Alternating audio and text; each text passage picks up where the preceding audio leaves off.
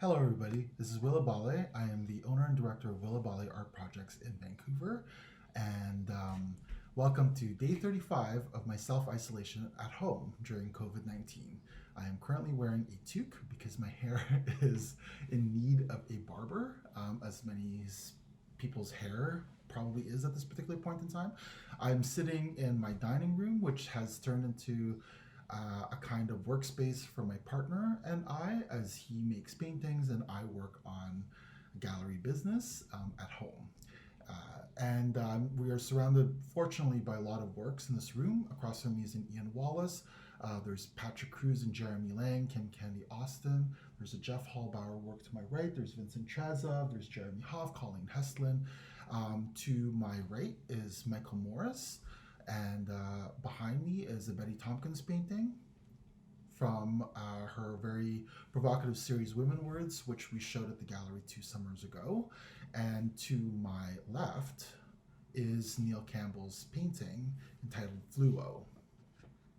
So Fluo was actually painted by Neil in 1993, and I believe Fluo is short for fluorescent. That's as much as I can infer.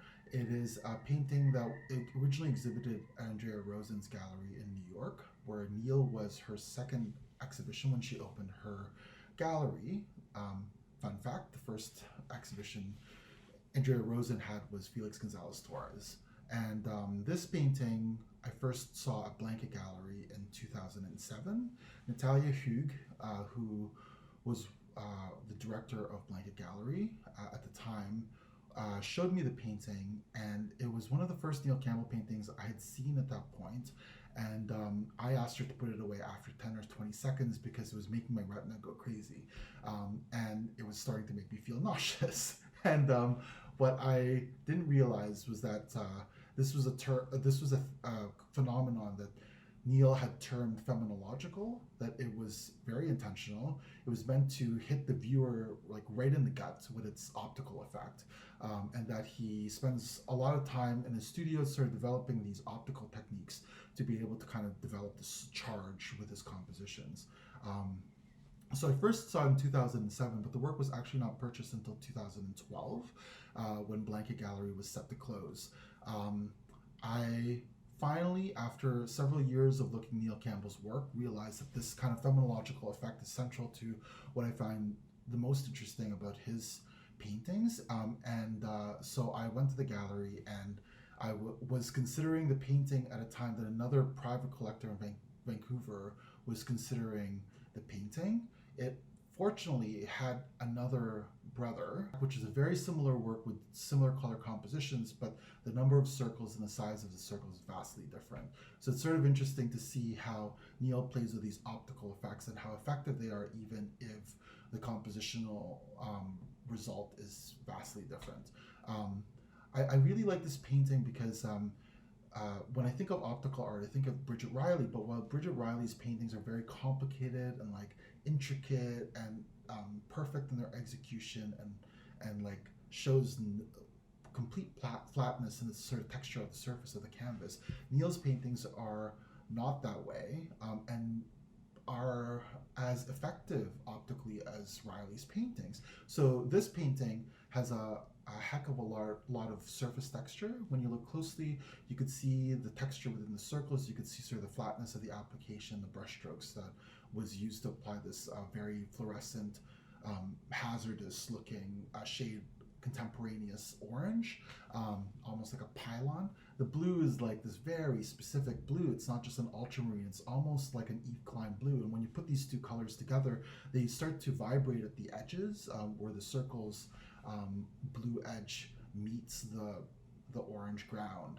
So what makes it even more interesting is that if it's not evident at first, you realize that the pattern is not consistently a grid all throughout, that there's negative spaces allotted throughout the composition. And not only is there negative spaces allotted throughout the composition, but there's different sizes of circles. There's 2 different sizes of circles within the composition, and as your eye travels up and down diagonally across through the composition, what ends up happening is that you get these spots in your visual field, which is really satisfying and such an effective kind of painting.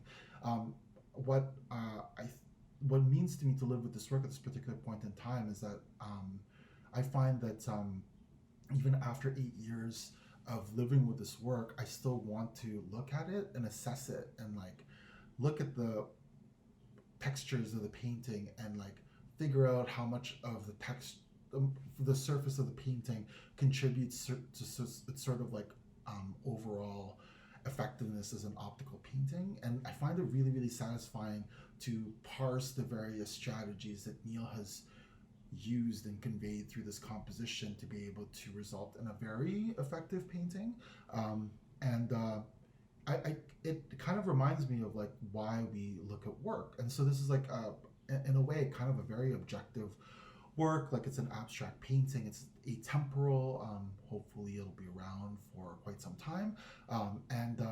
It sort of like it gets at you really, really quickly because the charge is immediately there and you feel it. But it asks for slow looking and like kind of a parsing of the work over time. And even after 8 years of looking at this work and looking at a lot of the works in my collection all around me, I find that I still want to pause every so often, particularly nowadays when we have so much time in our hands, to like figure out what the artist's intentions were in making these works and like what may have motivated them, what strategies they employed, and what ideas they've borrowed from others and which ones they've developed themselves. And so I find that kind of way of looking at art very, very satisfying.